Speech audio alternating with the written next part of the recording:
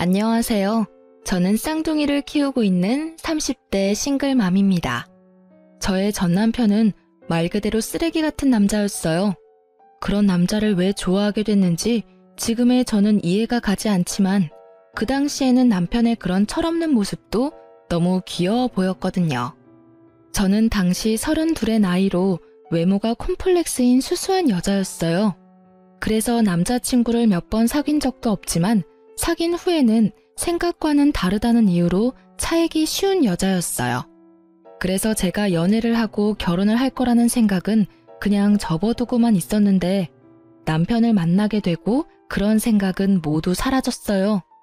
처음 남편을 만난 건 술집이었어요. 저도 남편도 각자 다른 친구와 함께 왔었는데 어쩌다 보니 합석을 하게 됐고 그 과정에서 남편과 친해지게 됐죠. 그때 남편은 푸념처럼 말하곤 했어요.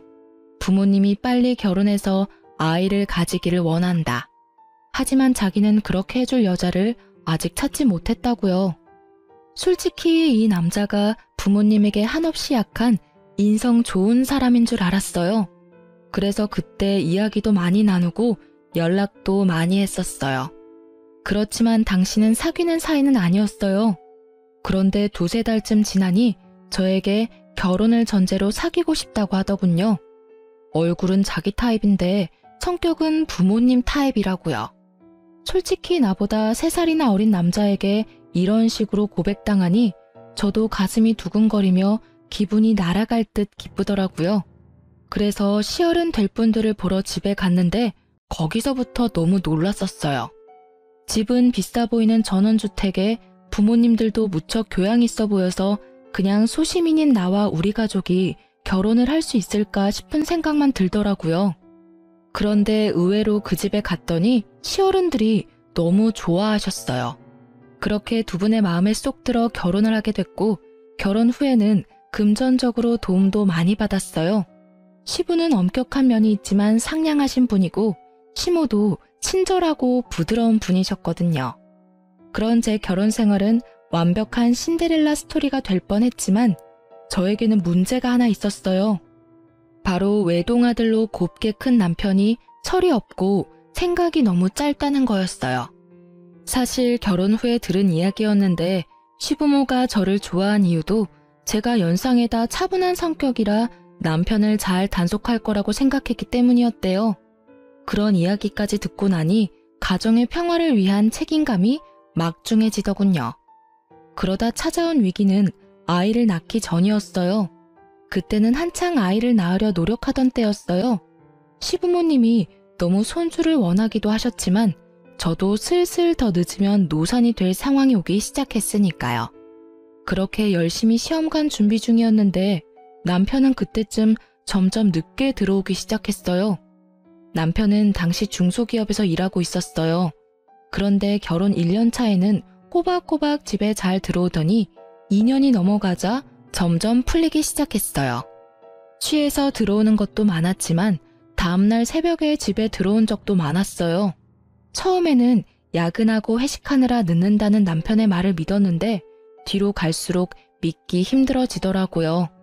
왜냐면 퇴근 시간인 저녁 6시 이후로는 절대 제 연락을 받지 않는 거예요. 그리고는 집에 들어오기 직전에 연락을 한다거나 아예 답이 없이 늦은 적도 많았어요. 처음에는 바빠서 그런 거라 생각했는데 이렇게 계속 바쁠 리가 없잖아요. 야근을 한다면 야근 수당이 붙어서 월급이 많아져야 하는데 월급은 계속 그대로고요. 그렇다면 이유는 2가지 중 하나였죠. 야근을 하지 않고 내게 거짓말을 했거나 야근을 했지만 야근 수당을 다른 데에 썼거나 솔직히 어느 쪽이든 문제는 있다고 생각했어요. 어떻게 할까 고민하다가 오랜만에 만난 고향 친구가 좋은 생각을 알려주더라고요. 네 이름으로 전화해서 안 받으면 다른 사람 이름으로 연락해봐. 똑같이 안 받으면 바쁘다는 거고 혹시나 받으면 남편이 네 전화를 피한다는 뜻이지. 참으로 좋은 생각인 것 같더라고요. 그래서 일단 남편에게 전화를 걸었어요. 그때가 저녁 8시쯤이었는데 역시나 전화를 받지 않더군요. 그리고 친구의 계정으로 남편의 SNS에 안녕하세요 라고 짧게 연락을 시도했어요. 그런데 갑자기 바로 연락이 오더라고요. 그 연락을 보니 화가 완전 뻗치더라고요. 게다가 연락 온 메시지가 더 열받게 했어요. 남편 놈은 안녕하세요 라는 물음에 아 누구였지? 혹시 그때 그 클럽에서 만난 사람인가? 하고 보냈던 거예요. 열받은 저는 바로 제 폰으로 남편에게 연락을 했어요. 역시나 받지 않길래 남편에게 톡을 보냈죠. SNS 계정으로 인사 보낸 건 아니까 지금 당장 집에 들어와? 라고 말이죠. 저는 친구에게 미안하다고 하고 집으로 돌아가 남편을 기다렸어요. 그런데 간 크게도 남편은 4시간이나 지나 자정을 훌쩍 넘긴 시간에 어슬렁어슬렁 들어오더라고요. 자기가 뭘 잘못했는지도 모르는 그런 태연한 얼굴. 저는 열이 받았어요. 내가 들어오라고 했는데 여태껏 뭐 했어? 야근한다는 것도 다 거짓말이지? 좀 그만해. 짜증나게 왜 이렇게 집착하는 건데? 결혼했으면 이제 슬슬 놔줘야 할 때 되지 않았어? 짜증나게 맨날 저녁에 전화하고. 바쁜데 너 때문에 일도 제대로 못한다고. 얼굴 가득 짜증을 채운 남편 놈을 보니 기가 차서 말도 안 나오더라고요. 왜 방귀 낀 놈이 화를 낼까요? 지금 이 상황에서는 제가 화를 내야 하는 거잖아요. 지가 뭘 잘못했다고 짜증을 내는지. 뻔뻔한 남편 놈의 태도에 저는 더 열이 받아버렸죠. 도대체 뭘 하고 싸돌아다니느라 와이프 전화 연락 다 씹는 건데 모르는 여자 연락받을 시간은 있고 내 연락받을 시간은 없어? 모르는 사람이 연락 오니까 아는 사람인가 싶어서 다시 연락했던 거고 당신은 어차피 집에 빨리 오라는 이야기만 할 거니 일부러 안 받은 거지. 내가 이렇게 된 데는 네 책임도 있잖아. 매번 똑같은 걸로 전화하는데 안 지쳐? 뚫린 입이라고 멍청한 소리를 마구마구 짓거리는 남편을 보니 새삼스레 제가 왜 이런 남자랑 결혼했나 싶은 생각이 들었어요. 와이프가 화를 내는 게 당연한 이 상황에서 뭐가 그렇게 당당한 건지. 야, 내가 매번 똑같은 거 물어볼 거 알면 미리 늦게 간다 일찍 간다 이야기하면 될 일 아냐. 그러면 내가 너 기다리느라 언제 오냐고 물을 필요 없고. 그리고 너 늦게 오는 거 여자 만나느라 그런 거지? 그런 거 아니라고. 너 완전 상상력이 대단하네. 내가 여자 만난 증거라도 있어? 증거가 있으면 가져와. 나는 너무 결백하거든. 솔직히 나처럼 사람 좋아하고 노는 거 좋아하는 사람이 여태껏 결혼하고 한 번도 그렇게 즐기지를 못했는데 무슨 여자야? 너 여기서 한 발짝만 더 가면 의부증이야. 알아? 그러니까 내 일에 신경 쓰지 마. 저는 뱃속에서 솟아오르는 분노를 꾸역꾸역 삼켰어요. 큰 소리를 내지 않으려 얼마나 고생했는지 계속 침을 삼켜야 했어요. 의부증? 네가 그렇게 행동을 하니까 내가 의심하는 거잖아. 그리고 진짜로 의부증이 어떤 건지 보여줄까? 네가 제일 싫어하는 집착질 보여줘봐. 그래, 너 마음대로 살아봐. 그럼 나도 내 마음대로 시댁에 다 일러 바칠 거니까. 저는 결국 최종 병기를 꺼냈죠. 시댁. 예전에 남편이 제게 이렇게 말했었어요. 부모님은 끊을 수 없는 돈줄이자 족쇄라고 말이죠. 그러니 시댁 이야기만 나오면 약해질 수밖에 없는 거죠. 남편이 중소기업에서 박봉으로 일하면서도 넉넉하게 살 수 있는 건 시댁에서 주는 용돈 때문이었어요. 시부는 매달 우리 집에 80만 원 정도를 주고 계셨어요. 저랑 남편이랑 딱 40씩 나눠 썼는데 그게 크거든요. 꽁돈이라는 생각도 들고. 근데 시댁에서는 한 가지 원칙은 지키셨어요. 남편이 사고를 치면 용돈을 끊어버려요.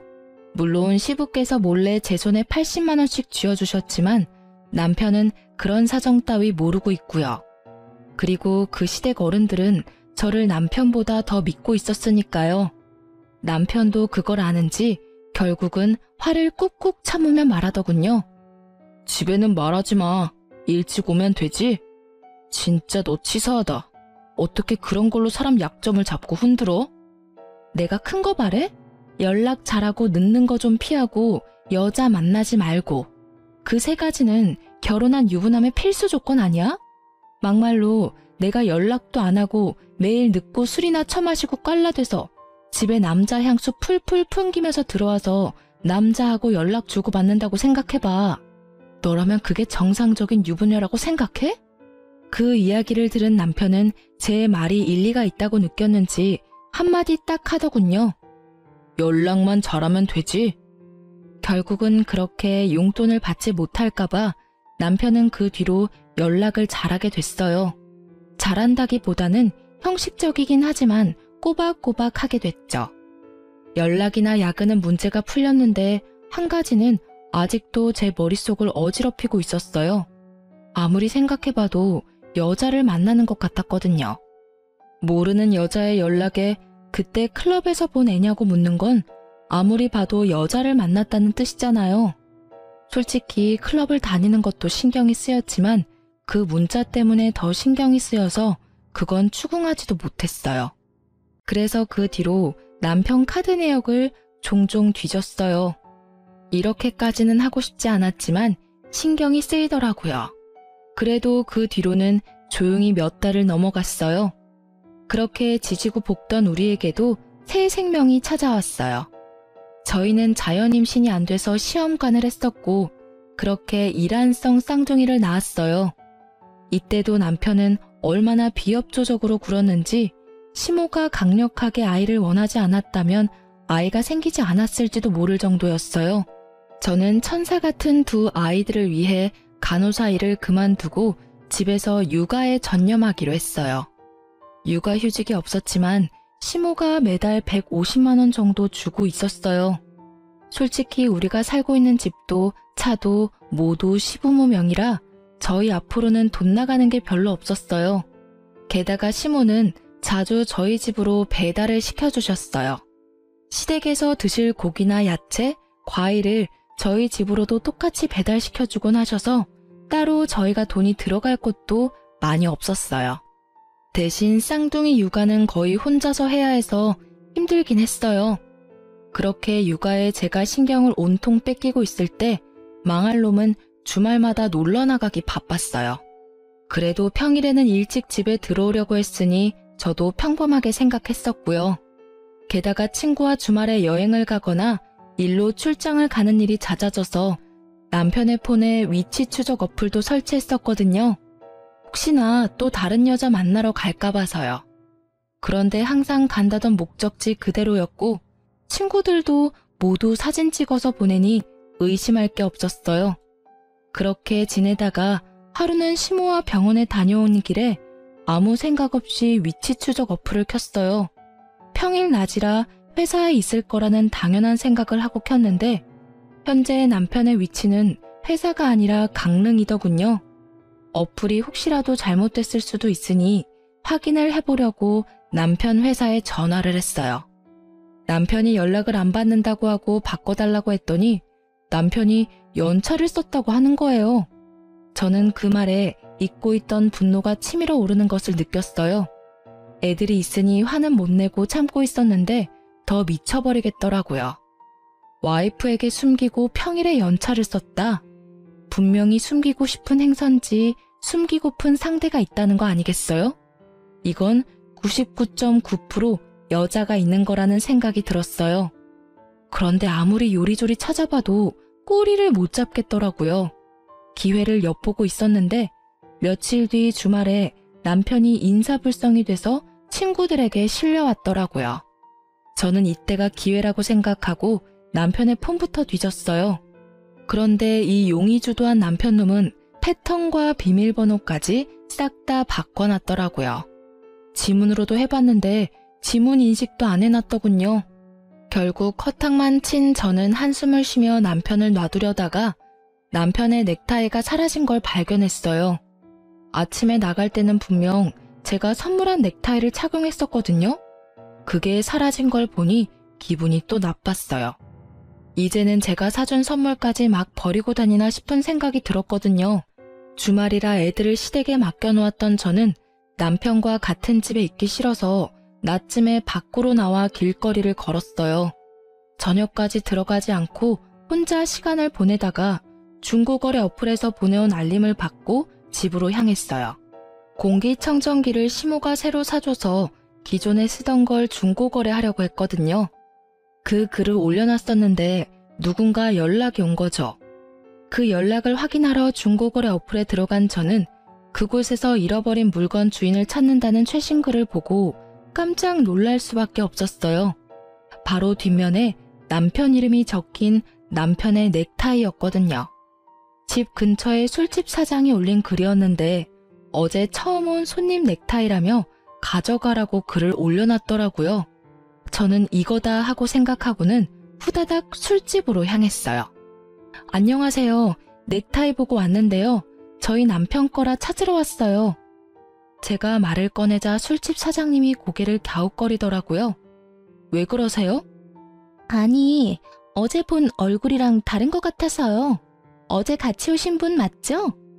그 이야기에 드디어 꼬리를 잡았다는 생각이 들었어요. 어제 분명히 다른 여자랑 여기 온 게 틀림없었어요. 저기 혹시 그 CCTV 영상 좀 볼 수 있을까요? 어제 남편이 지갑도 잃어버린 것 같아서 확인 좀 하려고요.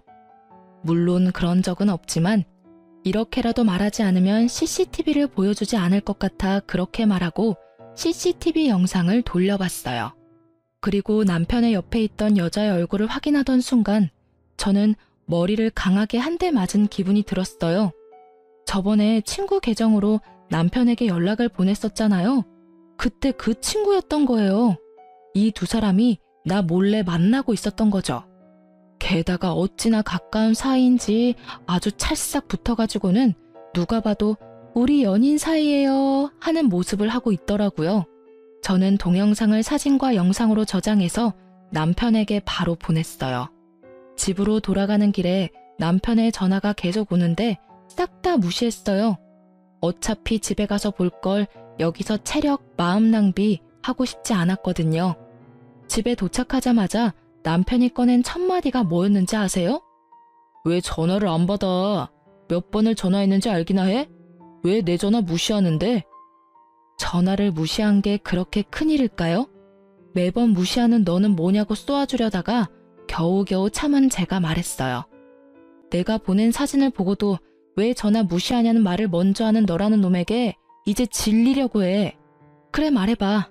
언제부터 내 친구랑 바람 폈어? 언제부터겠어? 네가 그 여자 계정으로 나한테 연락했을 때부터지.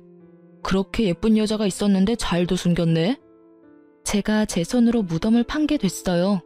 불륜도 쿵짝이 맞아야 하는 거잖아요. 남편만 단속한다고 될 일이 아니었어요. 저는 제 친구가 제 남편에게 들이댔다는 것도 정말 충격이었어요. 그런 친구라고 생각한 적 전혀 없었으니까요. 야, 쓰레기 같은 놈아. 네가 와이프 친구한테 손을 대? 게다가 그렇게 당당하게 바람피는 것까지 이야기할 상황이야? 이럴 거면 나랑 왜 결혼했어? 왜 날 이렇게 비참하게 만드는 건데? 제가 꺼낸 말은 거의 한풀이었어요. 대답 같은 건 듣지 않아도 되는 한풀이. 그런데 남편 놈은 기가 막힌 대답을 내놓더군요. 네가 성격은 수수하고 조용해서 내가 밖으로 나돌아다녀도 별말 안 할 줄 알았지. 이렇게 괄괄하고 집착하는 성격인 줄은 꿈에도 몰랐어. 이렇게 땡땡댈 줄 알았으면 다른 여자랑 결혼하는 게 차라리 나았을 것 같아. 엄마가 빨리 결혼해서 애 낳으라고 난리쳐서 제일 만만해 보였던 너하고 결혼한 건데 완전 망했잖아. 네가 다른 여자 만나고 밖으로 나돌아다녀도 별말 안 하고 참아주는 여자? 그런 여자가 세상에 어디 있겠어. 있다면 네 돈 보고 결혼해서 딴 주머니 차려는 여자겠지. 내가 미쳤지. 네 본성을 못 알아보고 결혼한 내가 미친 거야. 그래, 조용하고 아무 말 못할 여자랑 결혼하고 싶었으면 인형이랑 결혼하지 그랬어. 그러게 좀 적당히 했어야지. 이게 뭐야? 결국은 내가 너한테 마음 뜬 건 다 네 탓이라고. 내가 잘못했다고 생각하는 것 자체가 난센스야. 원인은 모두 너한테 있다는 말이지. 밖으로 내뱉는다고 다 말이 아니야. 뭐 됐어. 너랑은 이야기 끝났어. 그럼 같이 가서 시부모님한테 이혼하겠다고 말씀드려. 나 당신이랑 못 살겠으니까. 정말? 진짜 이혼해주는 거야? 우와, 요 근래 들어 너무 좋은 일이잖아. 그래, 내가 가서 직접 말할게. 지금 갈까? 룰루랄라 얼씨구나 좋아하는 남편 놈을 보니 생각하는 게 눈에 환하더라고요. 돌싱되면 신나게 놀 수 있을 거라고 생각하는 듯 했어요. 그렇지만 누가 그렇게 놔둔대요? 절대 그렇게 놔둘 수 없죠. 남의 눈에 눈물 나게 해놓고 즐겁게 보내도록 만들면 안 되죠. 내가 불행한 만큼 너도 불행해져야 똑같을 거잖아요. 제가 굳이 남편놈에게 이혼 이야기를 직접 시부모님에게 밝히라고 한 데는 다 이유가 있었어요. 그런데 그것도 모르고 좋아하며 앞장서는 남편을 보니 속으로는 회심의 미소를 날리고 있었어요. 저와 남편이 시댁에 도착했을 때는 이미 저녁 시간이 훌쩍 지났을 때였어요. 아이들은 모두 작은 방에서 자고 있었고 시부모님은 두 분이서 조용히 TV를 보고 계셨어요. 어머, 너희들 웬일이니? 갑자기 무슨 일이야? 애들 벌써 데리러 왔어? 아님 어디 아파? 시모는 걱정이 가득한 얼굴로 저희에게 왜 왔냐고 물어봤어요. 아니, 콕 집어 저에게 말한 거죠. 시모와 함께 병원을 다녀온 게 며칠 전 일이라 시모가 저에게 신경을 많이 쓰고 계셨거든요. 저는 남편을 앞으로 떠밀었어요. 남편은 당당한 걸음으로 앞으로 나서더니 자기가 결심한 걸 이야기하더라고요. 엄마, 우리 이혼하기로 했어. 그러니까 그렇게 알고 있으라고. 남편놈의 폭탄 발언에 시부모는 완전 난리가 났어요. 갑자기 그게 무슨 말이야? 이제 막 쌍둥이 낳은 애들이 이혼은 무슨 이혼이야? 너희 싸웠니? 싸웠다고 해서 그런 말 막 하면 안 돼. 그래, 무슨 일인지는 모르겠지만 대화로 잘 풀어봐, 응? 부부싸움은 칼로 물베기 같은 거야. 둘이서 잘 이야기해보면 분명히 조율이 될 테니까. 시부모는 저희를 달래려 애쓰는 중이었고 남편은 그 상황에서도 아주 당당하게 말하더라고요. 아니, 남편이 밖에서 하는 일에 사사건건 참견하고 떽떽거리며 잔소리하는 거 싫어서 이혼하고 싶은 거예요. 게다가 의부증까지 있는지 저한테 위치 추적 앱 같은 거 설치해놔서 솔직히 숨 막혀서 같이 못 살겠어요. 다른 사람들이 들으면 오해하겠어. 당신은 아무 잘못 없고 나만 잘못한 것처럼 말하네? 왜 당신 바람핀 이야기는 안 해? 나한테 속이고 내 친구랑 강릉 여행 가고 술집에서 친구 옆에 끼고 놀다가 내가 선물해준 넥타이 버리고 온 건 왜 이야기를 안 해? 부모님들도 모든 상황을 다 들어야 우리가 왜 이혼을 결심했는지 이해하실 거 아냐. 누가 이야기 안 한대? 이제 막 할 거였다고. 뭐 엄마 아빠 들으신 대로 바람핀 건 사실이고요. 당분간은 돌싱으로 있고 싶어요. 솔직히 결혼 생활 내내 너무 답답했거든요. 와이프가 잘못하긴 했지만 저도 바람핀 책임은 있으니 부모님이 이 여자한테 위자료 두둑히 좀 챙겨주고 좋게 끝내면 될 것 같아요. 그 말을 들으니 제가 이혼을 결심한 게 정말로 잘한 일이라는 게 확 와닿더라고요. 여전히 철없고 정신 못 차리는 천하의 개쓰레기 같은 발언을 아무렇지 않게 하는 남편을 보니 말이죠. 그리고 그 말을 면전에서 듣고 있는 시부모의 꼭지도 함께 돌게 만들더라고요. 야, 너 미쳤어? 네가 지금 제정신으로 그런 말하는 거냐? 당분간은 돌싱으로 있고 싶어? 이 미친놈이. 지금껏 네가 어떤 미친 짓을 해도 귀한 외동아들의 마음이 약해서 이해해주고 넘어가주고 뒤처리 다 해서 정리해줬는데 지금 네 이혼까지 우리더러 책임지라고? 네가 사람 새끼냐? 네가 잘못을 했으면 네가 책임지고 상황을 정리해야 하는 거 아니야? 그렇게 바람을 폈다고 당당하게 말할 수 있는 뻔뻔함은 도대체 어디서 생기는 거냐고? 온화하던 시부의 얼굴이 벌겋게 터질 것처럼 부풀어 올랐고 남편은 어리둥절한 표정으로 지금 이 상황을 이해조차 못하고 있더라고요. 아니, 여태껏 잘해주셨잖아요. 결혼한 거 그냥 이혼하겠다는데 왜 그렇게 심각하게 굴어요? 솔직히 애가 뭐가 그렇게 중요한데요? 저는 제 인생이 더 중요해요. 애한테 인생 붙들리는 거 딱 사양이라고요. 남편의 말에는 더 이상 생각해줄 가치조차 없었어요. 어머님, 아버님, 일이 이렇게 됐으니 며칠 전에 저와 나눈 이야기는 없던 걸로 해야 할 것 같아요. 어차피 가족이 아니면 그게 좀 힘들다고 하니까요. 아가, 안 돼. 다시 한번 생각해봐. 네가 힘든 건 내가 다 알아. 이 정신 나간 아들놈은 내가 제자리에 돌려놓을 테니까 아무 생각하지 말고 제발, 응? 너 이 미친놈아. 너 와이프의 생떼 같은 자식들 놔두고 뭐하는 짓거리야? 네가 뭔 짓을 한지 알기나 해? 이 천하의 머저리 같은 놈, 네가 결국은 이렇게 불효를 해? 아니, 왜 나한테 소리 지르냐고요? 내가 엄마 아들인데 왜 저 여자 편만 들고 있는데요? 솔직히 이것도 엄청 짜증나거든요? 내가 무슨 말만 하면 며느리한테 물어봐야 한다. 며느리랑 상의했냐? 안 되겠다 며느리한테. 이게 정상이에요? 볼멘 소리로 불평을 쏟아내는 남편을 보더니 시부가 맞받아쳤어요.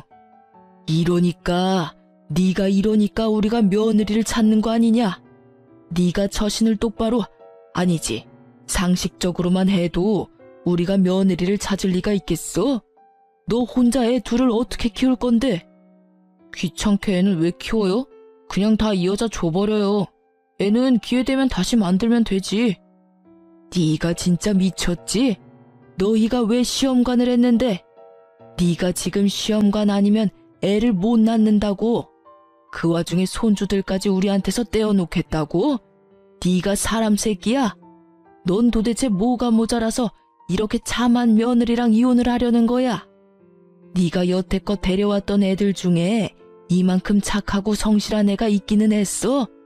설마 또 어디서 너처럼 노는 거 좋아하는 여자 데리고 오면 우리는 허락할 생각 추호도 없어. 아버지, 그건 걱정하지 마시라고요. 저 당분간 여자 데리고 올 생각 없다니까요. 솔직히 돌싱을 좀 더 즐기고. 그 이야기에 시모가 남편 등짝을 찰싹 때리더라고요. 결국 참지 못한 거겠죠. 저는 이 쓰레기 같은 남편놈이 이제 무슨 말을 해도 더 이상 화가 안 났어요. 그냥 빠른 손절이 답이라는 것만 더 강하게 느낄 뿐이었죠. 뭘 더 즐겨 뭘? 네가 지금 엄마 목숨줄 가지고 있는 거 모르지? 이런 말까지 안 하려고 했는데 네 와이프가 나한테 뭘 해주기로 했는지 모르지? 그게 뭔데요? 뭔데 이렇게 호들갑인데요? 뭐 얼마나 대단한 거길래 거창하게 목숨줄 운운하는 건데. 네 와이프가 얼마 전에 너희 엄마랑 병원 갔다 왔어. 신장이식 적합한지 조직검사 받으러. 검사상 운이 좋은 건지 하늘이 도왔는지 조직이 잘 맞아서 이식 진행하기로 했는데 네가 지금 이혼하면 그 신장 못 받아.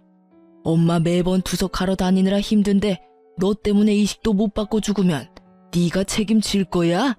내가 며느리 신장 때문에 이러는 거 아니야. 시부모한테 신장 떼주는 게 어디 쉬운 일인 줄 알아? 네가 모자람 없이 컸다고 돈이면 다 된다고 생각하나 본데 이런 거는 돈으로 되는 문제가 아니야. 하늘이 내려준 기인을 네가 네 발로 차버리니 이 부모 속이 문드러지는 거 아니냐고. 어른들한테 잘해. 애들한테도 잘해. 성격도 좋고 너 단속도 잘하는 이런 며느리 대체 뭐가 문제라고 네 놈은 이혼을 하겠다 지랄이야? 시부의 그 말에 남편의 얼굴이 깜짝 놀라더라고요. 저는 이때 남편이 180도 돌변해서 저한테 사과라도 하면 어쩌나 생각했거든요. 솔직히 정이 뚝 떨어진지라 어차피 이혼 결심은 했는데 진심으로 사과하면 시부모님 생각에 마음이 약해지면 어쩌지 하는 생각이었죠. 그치만 저의 기우였던 거죠. 이 멍청이가 뭐라는 줄 아세요? 그러면 나한테 먼저 말했어야지. 그런 건 내가 해결해 줄 수 있으니까. 뭐? 이식을 네가 해주려고? 시부모는 기대감 하나도 없는 목소리로 남편에게 물었고 남편은 당당하게 말했죠. 지금 사귀는 여자한테 말하면 되잖아. 그 여자가 엄마한테 주면 되지. 조직검사 안 맞으면 다른 여자 데리고 올게. 그럼 됐지? 그 이야기를 듣는 저도 벙찌고 시부모님도 벙찌고 결국 시부모님은 화가 머리끝까지 나서는 또 등짝을 날리더라고요. 얼마나 분노했는지 시부는 말까지 더듬더라고요. 하긴 그 대사가 충격이긴 했어요. 지가 만날 여자들은 뭔 죄예요?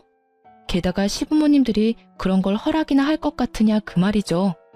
제가 신장 주겠다고 했을 때도 극구 사양하셨던 게 시모였어요. 어차피 오래 살았다며 네 거 받고 몇 년 더 사는 게 무슨 의미냐고요.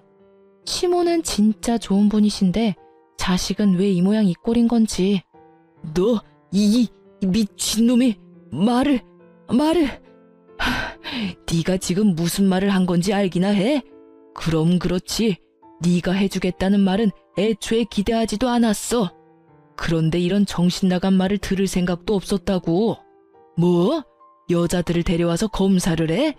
이 미친놈이 아직 정신을 덜 차렸어. 무슨 뻔뻔함으로 그런 짓을 하게 해? 아이고, 머리야.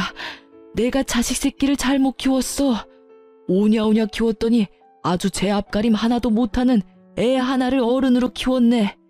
차분하고 꼼꼼한 며느리 보고 겨우 결혼시켜놨더니 결국은 내가 또 이 꼴을 봐. 저는 이 정신나간 멍청이와는 더 이상 함께할 수 없다는 걸 재확인하고서야 시부모님에게 다시 말했어요. 어머님, 아버님, 죄송해요. 솔직히 이 사람이 저한테 사과했으면 어떻게든 참고 살아보려고 했는데 이렇게까지 말하니 이혼을 하는 게 맞는 것 같아요. 저도 이런 말씀을 드리게 돼서 너무 죄송해요. 아가, 너 없으면 얘 사람 구실하면서 못 살아. 그러니까 제발 신장 같은 건 안 줘도 되니까 옆에 붙어서 사람처럼만 살게 해줘라, 응? 부탁이야. 너 이혼하고 나면 얘가 데려올 여자들 안 봐도 눈에 훤해. 죽었다 깨도 너 같은 여자 못 만나. 그러니까 제발. 엄마, 뭐 하는 거야? 왜 이 여자한테 매달리는데? 그리고 내가 뭐 어때서 그러는 거냐고. 나도 철들었다니까. 엄마 신장도 내가 하나 갖다 주겠다니까. 미친놈아, 말 좀 그만해. 네가 말할 때마다 이 엄마 가슴이 무너진다. 신장 소리 어디 가서 하지도 마. 이혼하면 가족이 아닌 게 돼서 공여자가 힘들 거라고 알고 있거든요. 결국은 이렇게 이혼해서 시댁과 남이 되게 되었으니 시모와 시부가 저에게 너무 잘해주셔서 미안한 마음은 가득했지만 어쩔 수 없는 일이잖아요. 남편이 제 곁에 붙어 있다면 신장 하나 줘도 몸 관리하며 평생을 살아갈 수 있겠지만 남편 없이 애 둘을 혼자 키워야 하는 상황이면 신장 하나 없는 게 어떤 느낌인지 감도 오지 않을 만큼 두렵거든요. 결국 저는 시부모와 남편 놈을 놔두고 나왔어요. 제 이야기는 끝났고 시부모와 남편이 할 이야기가 남았겠죠. 저는 나와서 바로 상간녀인 제 친구를 찾아갔어요. 그 상간녀는 저와 결혼 후에 만난 친구거든요. 그래서 결혼식에도 온 적 없고 남편과 만난 적도 없었어요. 원데이 클래스 하면서 만난 사이라 엄청 친하고 그럴 것도 없었지만 말이 잘 통한다고 생각했는데 뒤로 이렇게 음침한 일을 벌일 줄은 상상도 못했네요. 저는 친구에게 만나자고 연락을 넣고 카페에서 기다렸어요. 앉아. 너 나한테 해야 할 말 없어? 저는 오자마자 친구에게 물었어요. 무슨 말? 나 너한테 할 말 없어. 네가 나한테 보자고 한 거니까 네가 나한테 할 말이 있는 거겠지? 무슨 일인데 불러내서 분위기 잡는데? 꼭 내 입으로 들어야겠어? 너 내 남편이랑 바람 피는 거 나한테 들켰어. 이래도 할 말 없어? 아, 그거? 그게 어때서? 사람 만나서 사랑하는 거 흔한 일 아니야?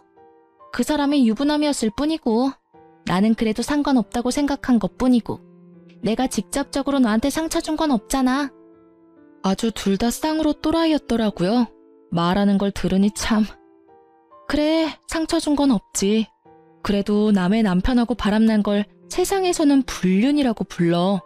그리고 너는 상간녀고 내 남편은 불륜남이지. 넌 뭐가 그렇게 잘나서 떳떳해? 네가 한 행동에 조금도 미안한 마음 없어? 너 설마 이러려고 나하고 친구했어? 솔직히 네가 하고 다니는 거 보면 네 남편 궁금하기는 했어. 돈도 많아 보였고 노는 것도 좋아하는 것처럼 보여서. 그때 내 SNS로 연락하라는 것도 일부러 그런 거야. 연결고리가 있어야 하는데 네가 딱 잘 걸려준 거지. 솔직히 나는 네가 이혼하든 안 하든 상관없어. 그냥 내 옆에서 풍족하게 만들어줄 남자만 있으면 되거든. 그러니까 돈 많아서 내 남편을 꼬셨다는 말이었어요. 실상은 시부모 돈 없으면 완전 평범하다 못해 쥐꼬리만한 월급 겨우 받는 회사원인 거 알면 어떨까? 반응이 궁금하더라고요. 그냥 사실대로 말해주려고 했죠.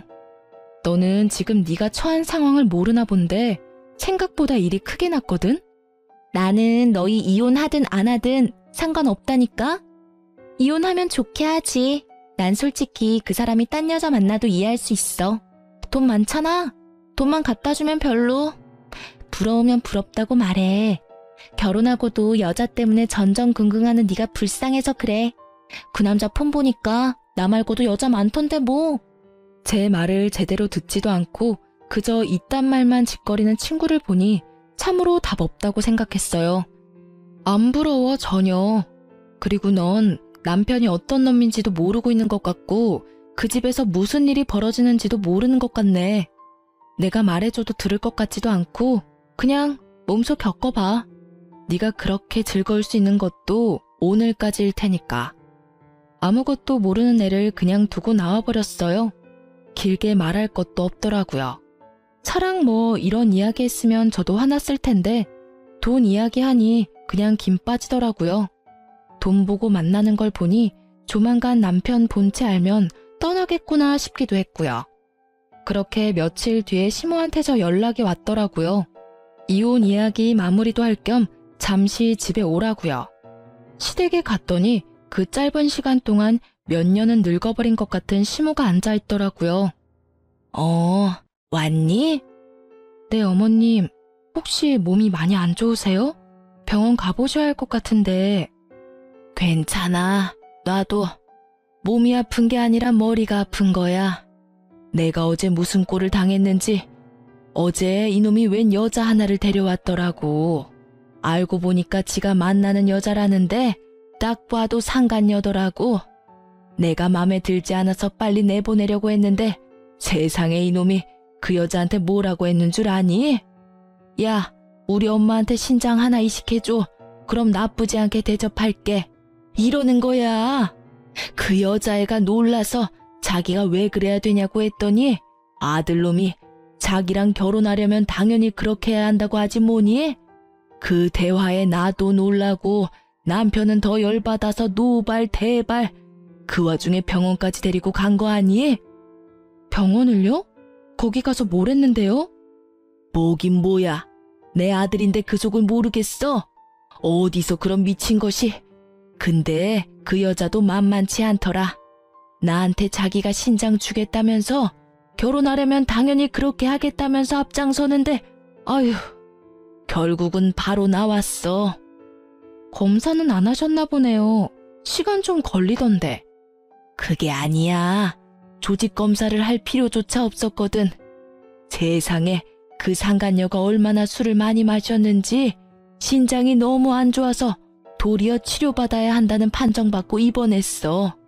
예, 그 와중에 아들놈이 상간녀한테 난리를 치는데 너 같은 거 필요 없다면서 거기서 내버려 두고 오지 뭐니? 네가 이혼한 거 천만 다행이야. 내가 그놈 엄마이긴 한데 네가 같이 있었다간 너만 힘들었을 거다. 오늘은 또 뭐라는 줄 아니? 나한테 신장 줄 여자 찾겠다면서 더 열심히 여자 만나러 다니는 꼴이. 내가 그래서 내 앞에서 신장 얘기 절대 하지 말라 그랬어. 어디서 사람을 이식 못 받아서 환장한 사람으로 만드는지 내가 이러다 제명에 못 죽지. 그 이야기를 듣는데 너무 웃겨서 웃음이 나올 뻔한 걸 참느라 고생했어요. 하긴 술 좋아하고 노는 거 좋아하면 신장이 안 좋아질 수도 있죠. 시모는 제게 미안하다며 양육권과 친권에 관해서는 다 저에게 맡기겠다고 했어요. 시모도 아시는 거죠. 본인은 몸이 힘들어서 손주들 보살필 처지도 아니고 그렇다고 아들놈에게 맡기려니 믿음이 없고 결국 남는 건 저뿐이었으니까요. 남편은 그렇게 잘 사는 것처럼 보였는데 이혼이 제게 유리하게 흘러가자 상황이 달라졌어요. 너 왜 위자료 지급 안 해? 그리고 애들 양육비도 안 줬거든? 처음부터 이렇게 굴면 나중에 곤란해. 제가 전화를 먼저 했어요. 지급받아야 할 돈들이 나오질 않아서요. 그랬더니 약간 당황한 말투로 말하더군요. 엄마가 돈 준 거 아니야? 이상하네. 우리 집 전기랑 난방도 끊겼어. 그리고 잠깐만. 폰 너머로 도어락 비밀번호 누르는 소리가 몇 번이고 들리더니 당황한 듯 남편이 말하더라고요. 집이 잠겼는데? 결국 당황한 남편이 전화를 끊었어요. 분명히 시댁에서 손 쓴 것 같아서 시댁에 전화해서 물었더니 시부 명의의 카드는 모두 정지시키고 집은 아예 팔아버리려 내놨다고 하더군요. 시부 말로는 이대로 놔두면 아예 인간 쓰레기가 되겠다 싶어서 이제라도 모질게 마음먹고 훈육하는 거라고 했어요.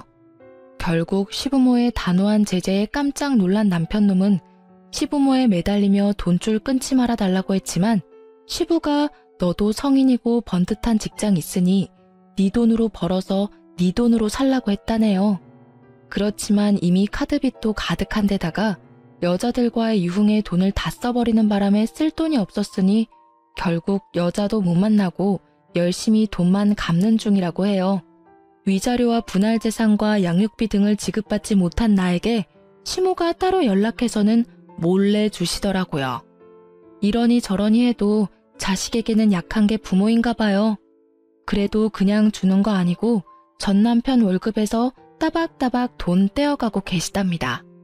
그분들에게 필요한 게 돈은 아닐 거예요. 다만 이 기회에 전 남편이 정신 차리기를 바라시는 거지. 그런데 그런 시모를 또 열받게 한 일이 있었다는데요. 시모가 결국 신장 이식을 친척 조카에게 받기로 하고 그 조카에게 비공식적으로 시부모의 재산을 조금 넘겨주기로 하셨대요. 워낙 고마운 일이니까요. 그런데 그 재산 넘겨준다고 열폭한 남편놈이 시댁과 그 조카 댁에 가서 난리를 치는 바람에 시부모도 완전 열이 받을 대로 받아서 한 번만 더 사고치면 나머지 남은 재산도 다른 사람들한테 다 나눠줄 거라고 으름장을 놓자 결국 쫄아서 조용히 지내고 있다고 합니다. 참 사람 일 몰라요. 철없는 놈이랑 결혼해서 피 본 거 생각하면 화딱질만 나지만 그래도 귀여운 아이를 낳게 해준 것만은 고맙다고 생각해요. 그리고 전 남편을 보면서 아무리 귀여워도 애들은 절대 오냐오냐 키우지 않겠다고 생각했어요. 귀하다고 오냐오냐 키웠더니 완전 인간 쓰레기가 되어버렸고 그 덕에 애먼 저까지 힘들었잖아요. 솔직히 이혼 후에 편했다고 말할 수는 없어요. 돈을 받았어도 독박 육아는 여전했으니까요.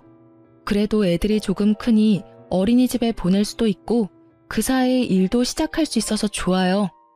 남편의 빈자리까지 채울 수는 없어서 친정집 가까이 이사도 했어요. 그리고 애들이 시어른들과는 관계가 돈독해서 전 남편 없을 때 몰래 시모가 부르면 애들이랑 같이 갈 때도 많아요. 이혼은 했지만 시어른 손주들이기도 하고 관계도 좋으니 막을 필요는 없다고 생각해요. 다만 제게 재혼할 사람이 생기면 그때는 어떻게 할지 잘 모르겠네요. 하지만 아직까지는 저한테 그런 사람은 없어요. 그리고 저도 만나고 싶은 마음은 없고요. 그냥 이렇게 사는 것도 좋은 것 같거든요. 실은 또 저런 남자 만날까봐 걱정되는 게 제일 크지만요. 어쨌든 글을 쓰면서도 제가 이렇게 힘들었나 싶은 마음이 들 정도로 지금은 즐겁게 살아요. 항상 나쁘고 힘든 일만 있으라는 법은 없으니까요. 함께 글을 읽고 계신 분들도 저처럼 마음이 편안해지셨으면 좋겠네요. 지금까지 제 사연 들어주셔서 무척 감사합니다.